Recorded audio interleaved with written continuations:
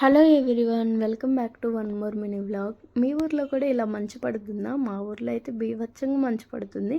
Morning 10-11కి అయితే ఎండ వస్తుందన్నమాట.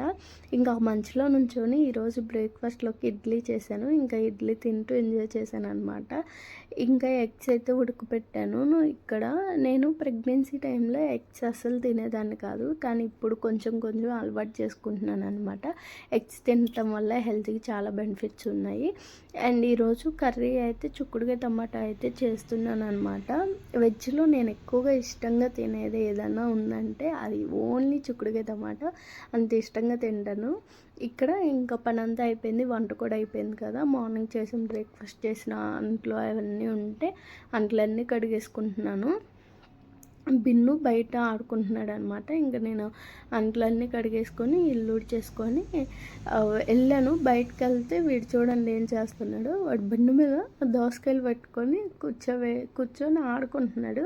నేను ఇంక వీడియో తీసాను అనమాట సైలెంట్గా. నేను వచ్చానని మళ్ళీ నాకు వెళ్ళి చూస్తున్నాడు.